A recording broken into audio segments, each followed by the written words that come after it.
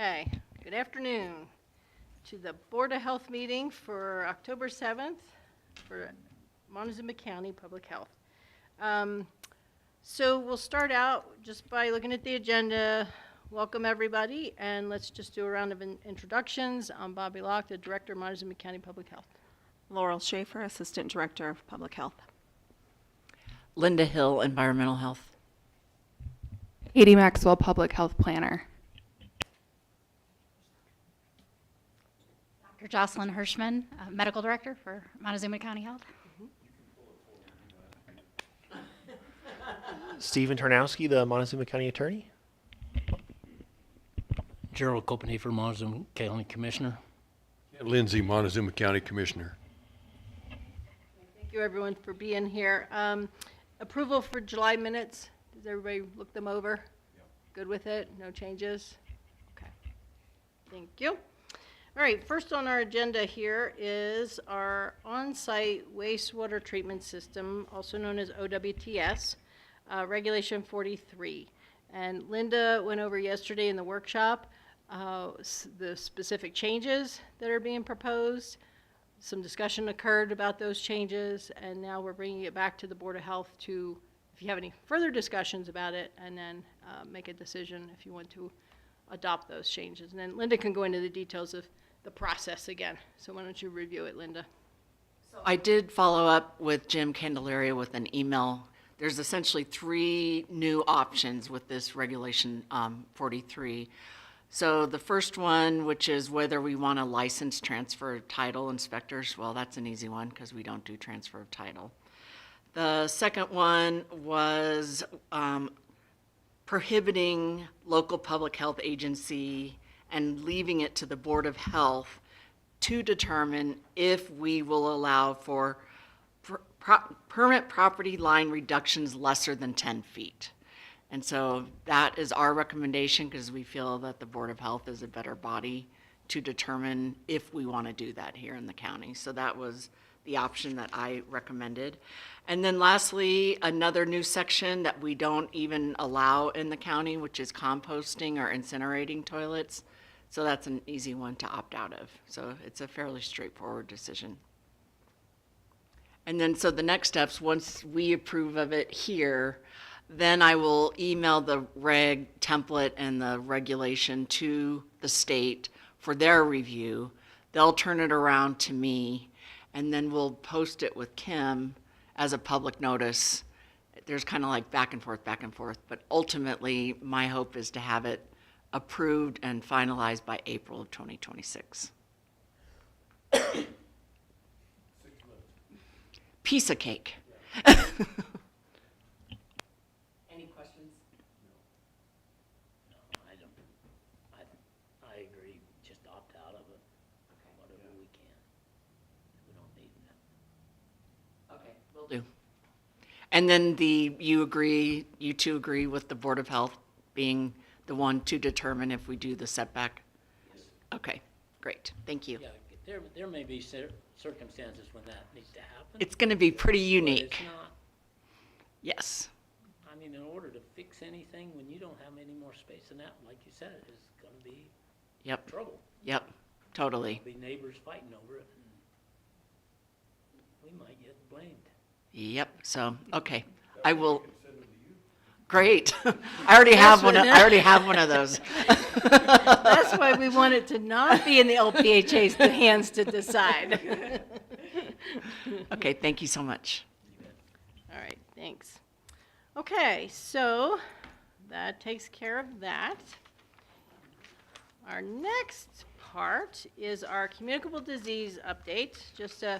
I don't have a whole lot, but I'll just kind of hit the highlights. Obviously, measles is the big highlight, I would say. As of September 30th, 2025, the national numbers is 1,544 confirmed cases, 27 cases in the state of Colorado. Texas and New Mexico seem to be slowing down. Arizona is still experiencing measles cases, in particular along the border of Utah and in the Mojave County area. Confirmed 42 cases in late September. So But that's where we are with the measles overall. I have information here on signs and symptoms and all of that, but if there's not any specific questions, I'm not going to go over all that right now.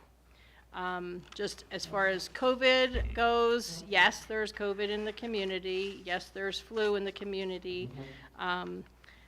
We have had 3 COVID outbreaks in residential settings in our community, multiple individual cases all over the place. 3 hospitalized influenza cases that we're aware of. And we do have a flu clinic upcoming at the health department for county employees, including the commissioners. The clinic is Wednesday, October 22nd from 8:30 to 12:30. And this is for county employees only. If you've got family members, we need to call and get them scheduled. So, any questions on anything I've said so far? Between 8:30 and 12:30, October 22nd, it's a Wednesday. As far as animal cases go, animal bite cases, we've had 22 in this last quarter. We do have a lot of animal bites in our community. Plague, we have had plague in our neighboring county, not in our county though. We have had no confirmed cases of plague in Montezuma County. We have gotten multiple phone calls from people saying they've had prairie dog die-off. You know, they had them all summer and now they don't see them.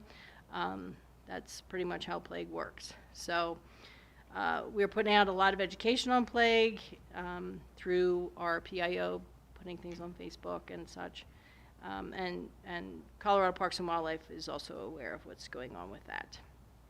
Fentanyl and Narcan test strips. Our fentanyl test strips, we've given out 80. Narcan kits, we've given out 141. I did just get notice today that the funding for the fentanyl test strips was funded by House Bill 22-1326 and the state opioid dollars. The House bill expired on June 30th, and so therefore the state dollars is the only thing that would be funding it, and the state has put it on pause.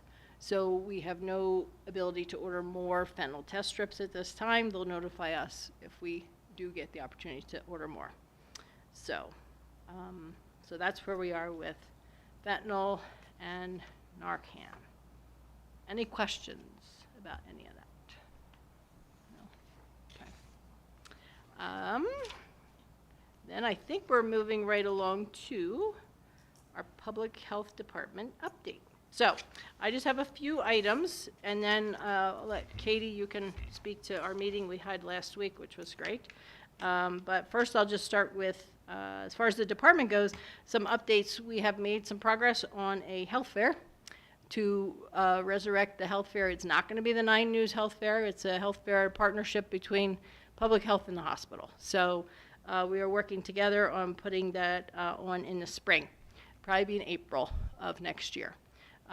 We had wanted it to do a little sooner when we first met with the hospital team, but there's a lot of backstory stuff that has to happen to figure out with the lab and those types of things. So in order to, you know, make it more conducive for their team, we're putting it off until April, and I think it'll be just fine. I've already been able to reserve the senior center annex for the health fair. So we do have it reserved, and we have another planning meeting at the end of October with the hospital to continue to work through the finer details of it. So, but we want to be able to offer the lab work, obviously, because that is a big draw for folks. So we'll have a lot of prevention services there. We'll be reaching out to community partners and get folks to come and have information sharing and offer things like that, but not until we solidify the date with the hospital. So, okay. So that's in the works. Anything you want to add to that, Laurel? Okay, yeah, more to come on that. The next thing I wanted to, I think, Commissioner Lindsay, you brought it up, asked the question about if anybody is impacted by the federal shutdown. In our department, the one program that has potential to be impacted would be WIC.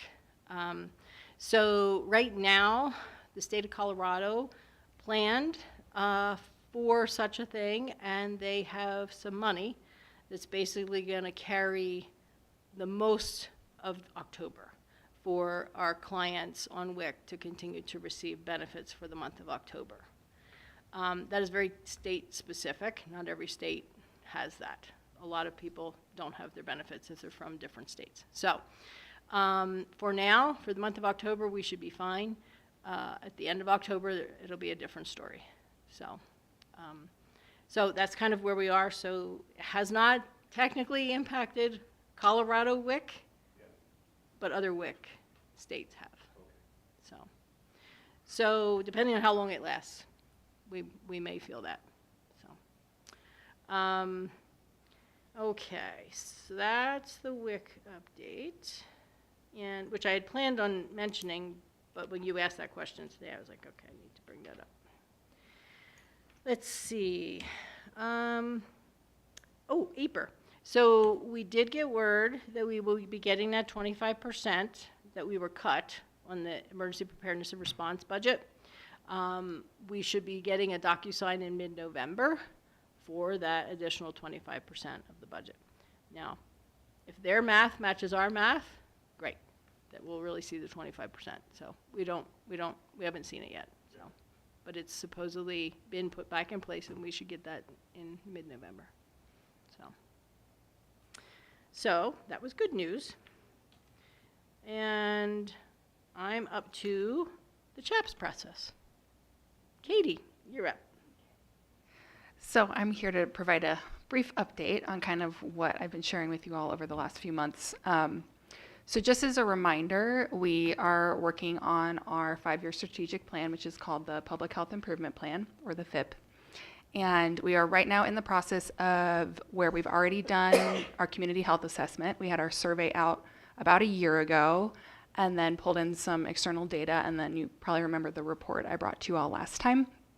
And so now what we're doing is we're taking that information and coming up with our 5-year plan. And so the exciting news is that we had a community meeting last week, and we were very specific about selecting and inviting folks who are familiar with the priority areas. So our advisory committee had selected substance use, mental health, and food insecurity as our top 3 areas based on both our local survey and the external data. And so this meeting consisted of folks who have lived experience or direct service experience in substance use and mental health. And we had this meeting last Thursday. It was a half day at the Elks Lodge. Had a really nice meal there as well, and got some really great information. And now we're working with a couple external facilitators who helped us with the meeting to compile that information into what we can then take as the health department and our advisory committee to put into some goals. And then our hope is, or at least my hope is, that starting in 2026, we'll have our plan and can bring it to you all, get it approved, and get going for the next 5 years. So, any questions on that process or anything to add? And I might have alluded to this last time, but when these invitations are to people, so question 1 is how many people are on this advisory committee, number 1, and what are the baselines? I mean, the survey gave us a lot of information, but as far as food insecurity, mental health, what are the baselines? What's the criteria that we're trying to then really reach out and help people? I mean, what puts you to the baseline of that help? So food insecurity, what does that mean? You're missing 1 meal a day, 1 meal a week? I mean, what is that based on? When I look at those surveys like that, I want to know, what are the baselines that we're trying to hit? What's the criteria that we're trying to hit? Does that make sense? I think so. Let me answer your first question, and then I'll make sure I understood that. So the first one you were asking about the advisory committee has been guiding this process, and it's made up of us at the health department, and then it's made up of a couple of other leaders from local organizations, including social services and Pinion Project. But the community meeting we had last week, that's not the advisory committee. That was to get input and ideas from people that are actually living this in our community, because we know it's an issue. We prioritized it. We looked at all this information and said we need to get input from the people who are actually experiencing this on what would be effective. So That's the first part. The second part, I might need a little more clarity on. You're wondering, like, maybe what the goal is for those? I think I know what the goal is, to help people to get to where they need to be a productive individual. So whether it's food insecurity, mental health, or abuse, substance abuse, is it, I mean, substance abuse is broad, super broad. It could be drugs, it could be alcohol, it could be whatever. What's the base point? What's the person you're trying to grab? Is it the most affected person? How do you determine that? How do So- you determine that Bobby, Be careful. No. being careful, and then I was gonna look at the wall. I guess that's what I'm asking, is just, what's the baseline? What's the criteria we're using at the baseline to say she's more important than Laurel? Or vice versa? Or Well- is there- or is there- what's So- the No. evaluation? How do No, we- no. It's based on data. It's based on data that, like Katie was referencing, the data that obviously the state puts out on the dashboard, okay? Is that thumbs up for me? No, that's Oh. Vicky. Oh, okay. So, Our I'm like, microphone was off. so the state puts out their dashboard with information, but then that's why we did the survey in the community, to get the community's voice. We compiled all that data. I wish I had brought our nice colorful flyer that we all gave you last time, our actual report. I've got it. In there, and I'll just go to the years of life lost. I just go right to that every single time, because that shows the impact of those issues on our community. It's not stating that any one population is more important than the other. It's stating what are the issues as to why people are losing their lives in our community. 1 life, 100 lives, 1,000 lives, they're all important. So what's rising to the top? What do people see as the biggest problems? And what does the data that the state collects based on hospitalizations, based on medical, those types of things? So Okay, putting so- all that together, What did the community see out of those three as the highest priority? well, those 3 are the higher. The No. two, Of mental the health, three, what's the highest priority? injury, was it injury? Well, Well, lives that's- lost, if you that look was at from lives the lost. yeah, that was from the state data. Right. It's hard to say specifically one because there were different questions and they could answer, differently. But I guess I would say mental health was the number one because the first question had 13 options and mental health was the number one answer in that question. So, And that food security comment, so mental health and substance use were the 2. But then food security was a concern that rose close to the top, and food security is a problem across the board. So it falls under, if you have a substance use problem, you probably don't eat properly. You probably don't have enough food. I'm making a huge assumption here, but I'm trying to correlate them because food security or insecurity is a problem for both of those issues that we're talking about. People that have substance use issues and people that, am I making sense or am I not making sense? Yeah. Yeah. And because you think of the generational impact that all this has too. So that's what it's not specific to a population, it's specific to problems in the community and what problems rise to the top. yeah. Here. I would just add from the perspective of prevention and public health. So that would give us what we need to focus on, where we need to shift. And with the partners that we work with, we have a couple of really great coalitions that we share that information with.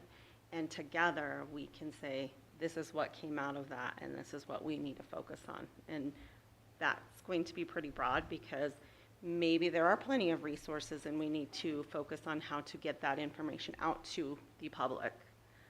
Maybe there's plenty of food. I know we only have one food pantry and then the churches now, so that's a whole nother issue. But just, that's the way, maybe that makes more sense. I don't know. And then keeping along the prevention model, that is what public health is about, prevention and education. That's how we function. So knowing and acknowledging that these issues exist, we're now trying to figure out how do we get in front of that to try to decrease those things from happening in our community in the future. So pulling this amazing group of people, it was by probably 22 people, not one was a no-show. Everybody came. So it obviously was very important to everybody that we invited them for this. And so I wish that there was a way to have recorded all that because it was really good. It was really good conversation. We learned a lot from everybody who was there, and I'm anxious to see what comes out of it from the facilitators, and we can certainly share that too at our So, upcoming yeah, meeting. I'll go back and look at the data. I have it right here in the office, but again, like I said, I'll just use percentages.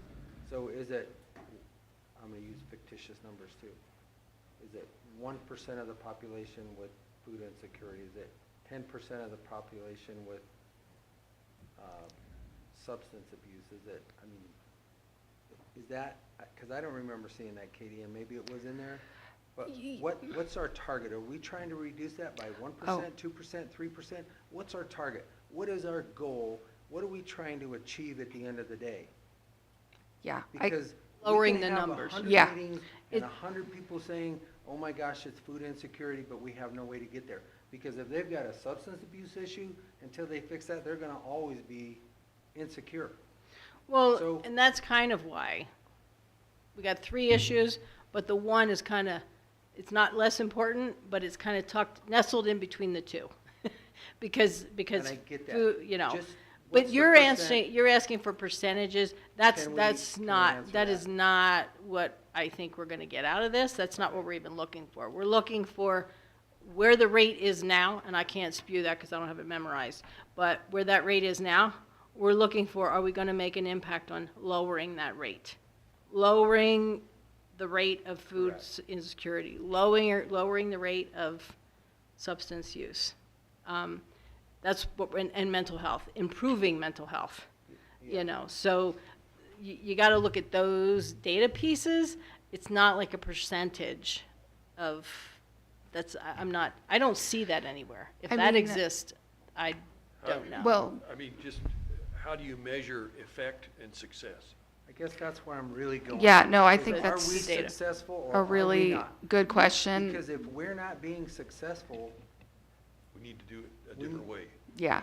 So that's really what this process that we're working on is all about. The public health improvement plan that we present to you in the new year will have goals and will have evaluation measures. So we will actively, throughout the 5-year period, be measuring how successful we're being at our goals. I can't tell you what our goals are right now because the advisory committee, we still have to put together all the information from the meeting last week and then come up with what our goals are going to be. And again, yeah, I don't know if there'll be percentages. I know for our suicide prevention program, one of their goals is to reduce the rate of suicides in Montezuma County by 20% by, I don't know what year. So that they do use a percentage. That may be one way we do this, but haven't put it together yet. I So guess everything has to be measurable.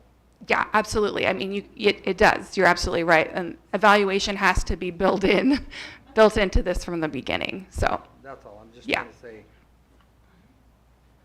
Okay, I'll stop. Yeah, and then we live in a world here where we don't have that much data, so, you know, we have to do our own thing. Right. Yeah, so, And I get sorry. that because we're just talking about this community. right, exactly. That's all we're talking, that's our focus. Exactly. When we allocate funds, it's for this community, not anybody else. Yeah. No, and that's what So- we're trying to do is impact on those 3 levels for our community. But we can't do it by ourselves, so we have advisory committees, we have the groups that we work with, and we all pull together and try to figure out how can we actually make an effective impact on substance misuse. What does that look like? Do we need to target our youth earlier in our prevention model? Do we need to continue intervention as far as maybe your middle schoolers and high schoolers that are getting in trouble? How can we effectively make a difference? I think one thing that we would all love to see is having fewer young people die of alcohol-related liver disease. I mean, we have a high rate of people under the age of 40 dying because of alcohol-related Oh. reasons. Because So- it's the most accepted. It's just Right. there. So I think Everybody that's accepts it, what you we would know? hope to They demonize see. other things, Mhm. but they just accept it. and it's killing a huge, broad Yeah. percentage of the public. Yeah. That's what I'm saying. What, to me, if you really, and I've said this openly, if you really want to focus on something, focus on alcohol, because that's the killer, and it's so accepted. Yeah. No, we completely agree with you. It's very normalized and it's a big problem, and I think we all want to address it. So. Right. And Which how- then creates, anyway, Yeah. I'll Yeah. stop. No, I'll stop. I think it's a valid question. I think it's a valid point. Then what we need to do is find a way to educate people earlier in life what the consequences of that is. Not necessarily just that, but what this does to your body, what this does to your liver, what this does to your brain. You know, there's a new study out about marijuana, early marijuana use before the age of 25. We need to start spreading that information out because marijuana is more potent than it's ever been.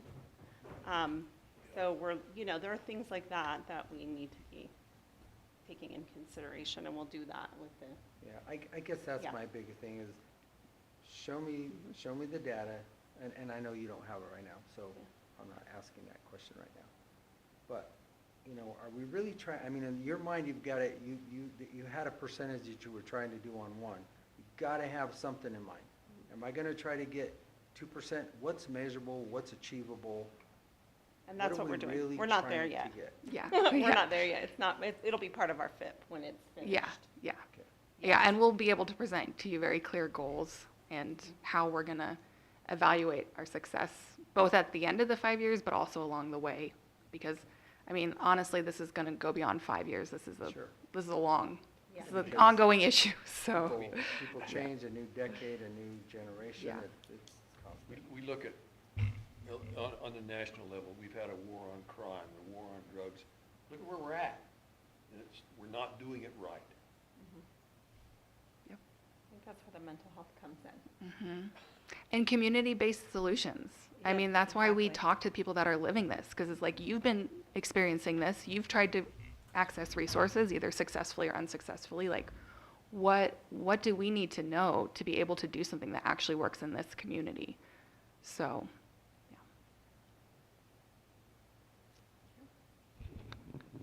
And I would just say, the folks that came to that meeting were extremely open and honest. And it was, I don't know, it was just very impressive to be in a room full of people that were actually speaking from the heart and are quite knowledgeable and had really good suggestions and inputs.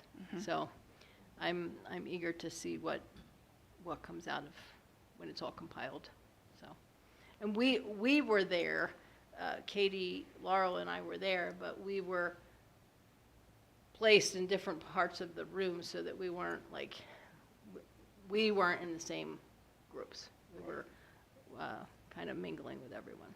So, yeah, it was very, very good. Yeah. Anything else on that? Okay.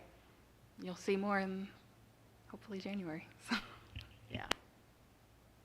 Okay. Anybody have any other questions, input, anything? Anything from your end, Jocelyn, you want to, Dr. Hirschman, sorry, that you would like to offer from the hospital perspective or anything? No, I don't have anything particularly brilliant to say today. I just wanted the opportunity to come and be face-to-face with y'all and hear what was going on and be here for you as a resource if we need it. Thank you. Okay, well, we might as well make this short and sweet then. I don't have a whole lot else to say. Our next meeting is not planned till January 6th, 2026.